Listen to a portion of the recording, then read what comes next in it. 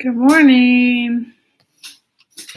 Having some issues with our internet or something, or Facebook. I don't know, but good morning.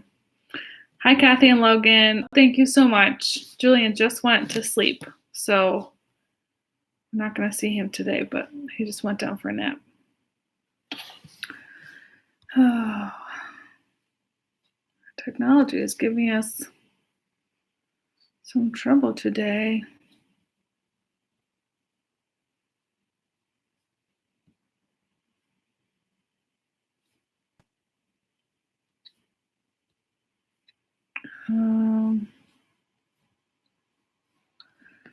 Hold on, everybody. We're working on it. Working on it. What's the issue here?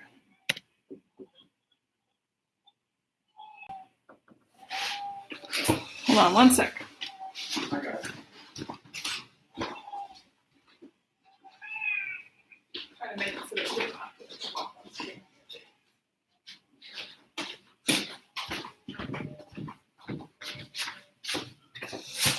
All right, let's give this another go.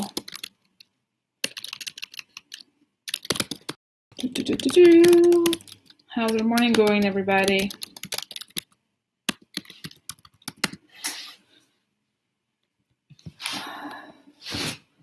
While I'm trying to get this to go, can you tell me what you had for breakfast? Yeah? I had Honey Nut Cheerios. It was delicious.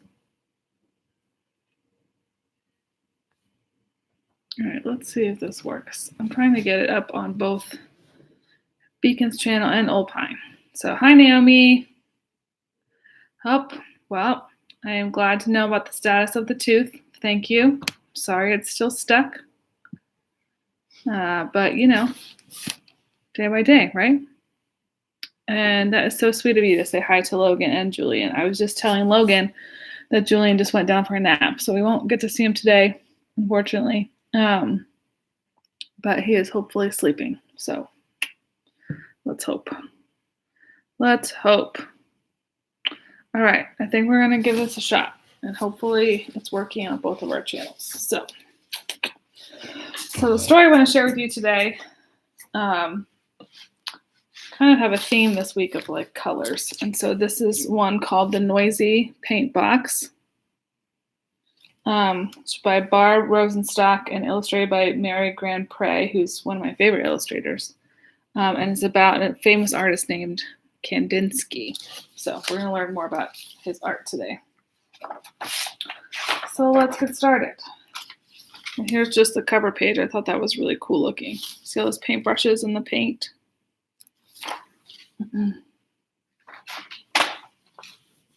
All right. Vasya Kandinsky spent his days learning to be a proper Russian boy. He studied bookfuls of math, science, and history. So there's he's doing his schoolwork. Doesn't look very happy about it, does he?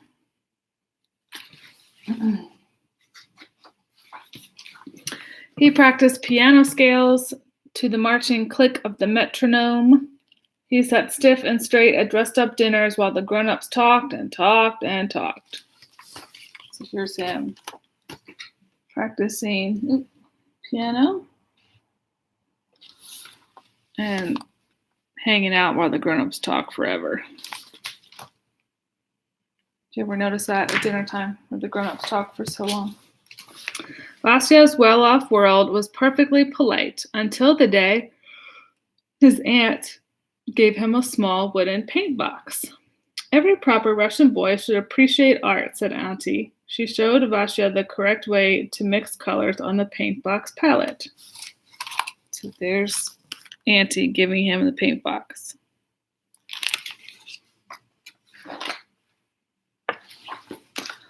Vasya mixed red with yellow, then he mixed red with blue. As the colors changed, Vasya heard a whisper. Hiss. Louder, hiss, then louder still, hiss. There's his mixing colors.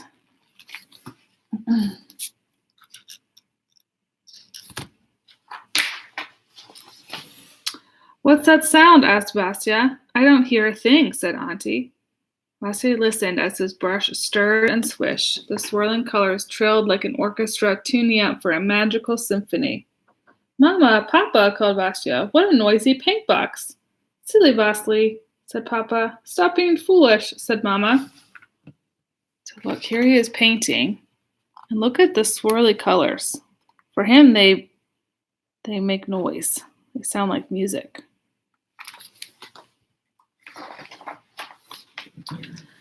Vasya painted the sound of the colors. He spun a bright lemon circle onto the canvas. It clinked like the highest notes on the keyboard. He brushed a powerful navy rectangle that vibrated deeply like the lowest cello strings. He tossed up jagged swashes of blaring crimson and added cheerful dots of burbling green, clanging orange, and tinkling violet. Vasya painted and painted until the colors went quiet. Look at that cool painting he's doing.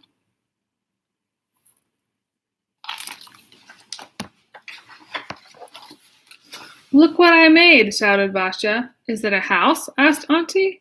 Is it a flower? Asked Mama. What's it supposed to be? Asked Papa. It's music, said Vasya, waltzing his painting around the house. Calm down, said Mama. Do some math, said Papa. Heavens, said Auntie, this boy needs a proper art class. So Vasya went to art class and learned to draw houses and flowers just like everybody else. Look at him running down the stairs with his painting. He's so happy about it. And his mom and his dad and his auntie they don't quite understand. As the years passed, Vasya finished school and studied to be a lawyer. He ignored his noisy paint box and lived the way people expected. But Vasya couldn't ignore the sounds of the colors singing to him in the streets of Moscow. The canary-colored mailbox whistling as he rode to work. The scarlet sunset haze ringing above the ancient Kremlin walls. An ivory chorus of snowflakes scattered on the sable collar of his overcoat. So there he is being a lawyer, which, lawyers are fine, but it was what everyone expected him to do. But he couldn't stop hearing the colors.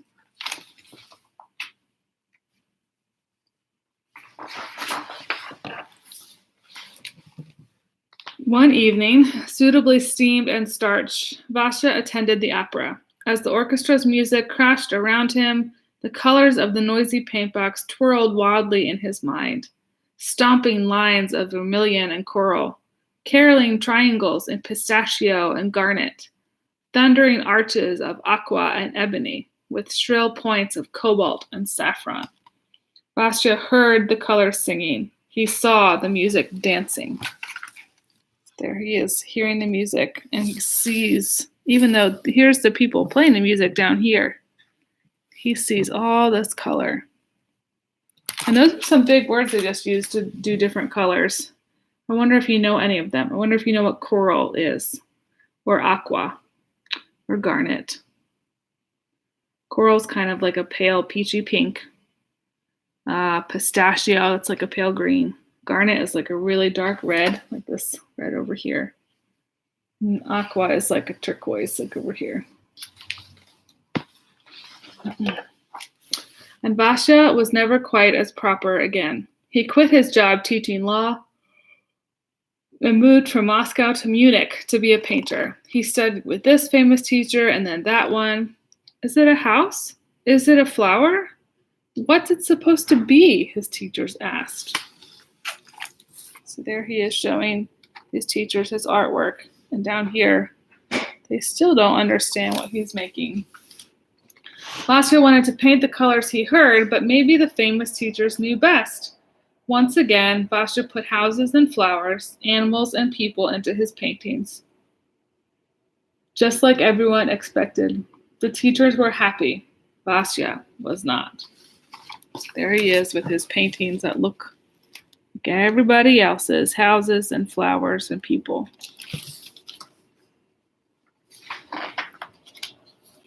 His artist friends understood. They too were tired of painting pretty landscapes and pretty ladies. They thought art needed to change. Art should make you feel, Vasha told them, like music. Exactly, said his friends, but none of them knew how to paint feelings. Until the day Vasha grew brave enough and invited the world to see the paintings roaring from his noisy paint box. There's his friends talking about how art needs to change. And then there's a painting that he's making from his noisy paint box.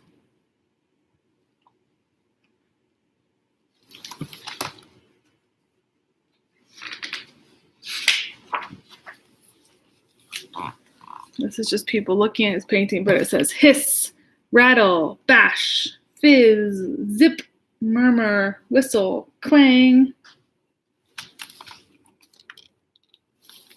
And I think these people still don't seem to understand, huh?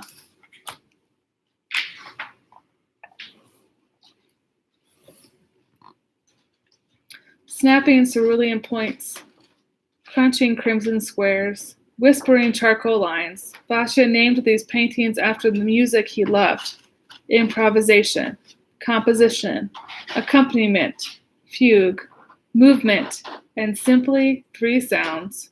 With his noisy paint box, Vasya Kandinsky created something entirely new: abstract art.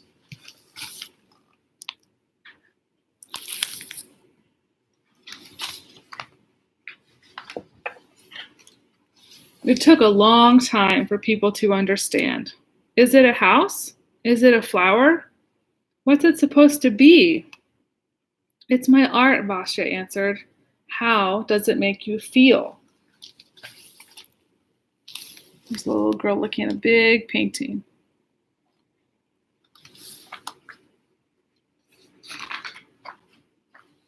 And that's the end of our story. Now, what's fun about this story is that Kandinsky was a real person, and he really did change art forever. Before this, people painted very kind of realistic things, and he painted just shapes and colors all smushed together. So I wanted to share this with you because sometimes it's a little hard to understand what it means when we say abstract art. But if you ever hang out with a little kid who's just learning how to color and you see how they mostly do scribbles, that's kind of abstract, right? It doesn't look like a person or a house or a flower or an apple or anything. It just looks like scribbles. And so even though as we get older, we practice drawing those realistic things, I thought it might be fun for you today to make a picture that is completely abstract. And that means it doesn't look like anything in particular. It doesn't look like a house, doesn't look like a person, doesn't look like a flower or a dog or an apple or anything like that. It's just colors kind of all smushed together. So maybe take out your markers or your crayons today and make an abstract piece of art. And remember, it doesn't have to look like anything in particular, and it doesn't have to make sense to anybody but you. It could be just like this, where there's just shapes and lines all kind of sprinkled together. And sometimes if you look at it, you can start to see something that you might see, but someone else might see something different. Like I kind of see a person's head here and then a hand over here, but someone else might see something totally different. You just don't know. So try your hand at abstract art today. Hopefully that'll be fun. I hope that you're having a wonderful day and that you'll continue to have a wonderful day. And we'll see you tomorrow at 9:30 for another story, okay? Have a good one. Love you so much. Take care.